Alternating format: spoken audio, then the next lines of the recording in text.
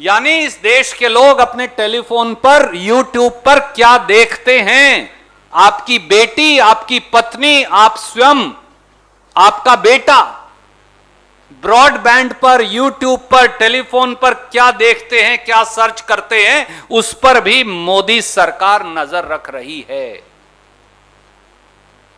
और जो ये मैं नहीं कह रहा, ये भी सिटीजन लैब रिपोर्ट में आया और उन्होंने कहा कि जो कंपनियां इन्फेक्ट की उन्होंने इंटरनेट की, वो है भारती एयरटेल लिमिटेड, महानगर टेलीफोन निगम लिमिटेड, खुद की सरकारी कंपनी को भी नहीं बख्शा, नेशनल इंटरनेट बैकबोन, सब कुछ उसी पे चलता है, एनआईसी, कोर्ट की प्रोसीडिंग से लेके सरकार की सब कार्रवाई, हर डिपार्टमेंट की कार्रवाई तो एनआईसी पर चलेंगी।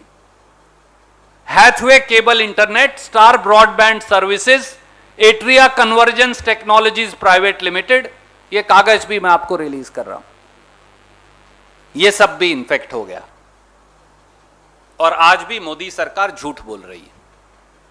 आज भी आईटी मंत्री ने कह दिया हमारा तो कोई लेना देना ही नहीं, एनएसओ और पिगेसस को हम तो जानते ही नहीं, उन्होंने तो बयान ही दे दिया। शायद मंत्री जी अगर आप कांग्रेस के कॉलिंग अटेंशन में पुराने आईटी मिनिस्टर का 28 नवंबर 2019 का जवाब पढ़ लेते तो इतना झूठ संसद को ना बोलते। यह मैं इस देश के फॉर्मर आईटी मिनिस्टर रविशंकर प्रसाद का संसद का जवाब दिखा रहा हूं आपको, जो कांग्रेस के कॉलिंग अटेंशन मोशन पर राज्यसभा में उन्होंने दिया। और वहां उन्होंने 3 बातें मानी। पहली बात कि 121 आदमियों के नाम उनके पास आए हैं हिंदुस्तान के, जिनके टेलीफोन को पिगेसस इजरायली जासूसी यंत्र से हैक किया गया है। यह मैं नहीं कह रहा, मैं आपको दिखा देता हूं। यह मंत्री जी ने मान लिया और संसद के पटल के ऊपर मान लिया कि 121 नाम तो उनके पास है। तो जब मिनिस्टर ये कह रहे हैं कि मेरे पास 121 नाम हैं, तो फिर आज आईटी मिनिस्टर ये क्या कह रहे हैं? दूसरा, उन्होंने ये माना कि एनएसओ को नोटिस दिया गया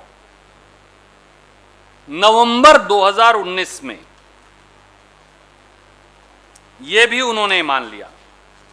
यह है अभी तक व्हाट्सएप ने हमें 121 नाम, ये देखिए, तो ये तो खुद ही मानते थे। नवंबर 2019 में भारत सरकार ने संसद के पटल पर माना और उसके बाद यह भी कहा कि हमने एनएसओ को नोटिस दिया है। मैं आपको वो लाइन पढ़कर बता देता हूं। श्री रविशंकर प्रसाद, हमने तो आपको पहले ही कहा था कि एनएसओ को भी नोटिस दिया है, तो भैया उस नोटिस का क्या हुआ वैष्णव साहब?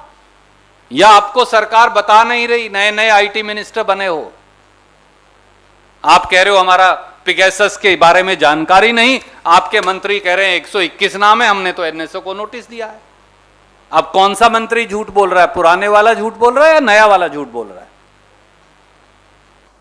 इसलिए हमारे सीधे सीधे 6 सवाल हैं और आदरणीय खड़गे साहब और उसके बाद अधीर रंजन जी अपनी बात कहेंगे। पहला,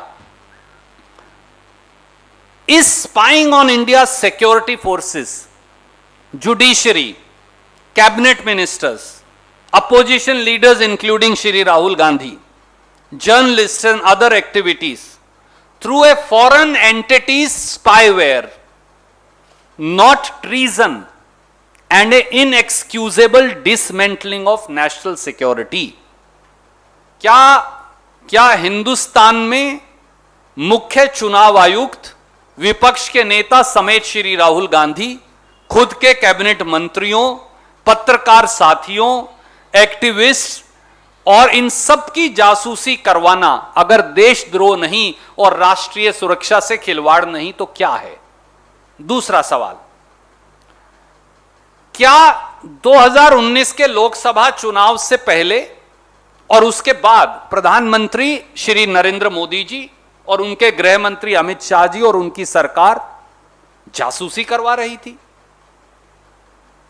और तीसरा, भारत सरकार ने ये इजरायली जासूसी सॉफ्टवेयर पिगैसस कब खरीदा?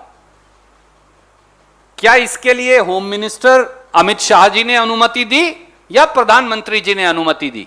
और कितना हजार करोड़ रुपया खर्च हुआ या कितने सैकड़ों रुपया खर्च हुआ और वो पैसा कहां से आया?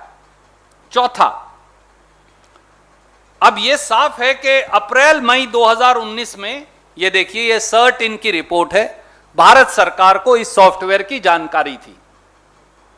तो 2019 से 2021 के बीच में मोदी जी, अगर आपको जानकारी थी तो आप और अमित शाह जी चुप क्यों रहे? भारत सरकार ने रहस्यमयी चुप्पी, षड्यंत्रकारी चुप्पी क्यों साध रखी है? और पांचवा सवाल, देश में आंतरिक सुरक्षा के जिम्मेवार तो अमित शाह हैं, तो माननीय अमित शाह को एक सेकंड भी क्या अपने पद पर बने रहने का अधिकार है? उन्हें बर्खास्त क्यों नहीं किया जाना चाहिए? क्योंकि यह सब तो उनकी देखरेख में हो रहा है। जासूसी कांड जो है इस देश का, वो तो अमित शाह जी की देखरेख में हो रहा है। और आखिरी, क्या प्रधानमंत्री की भूमिका की जांच नहीं होनी चाहिए? ये कुछ प्रश्न है।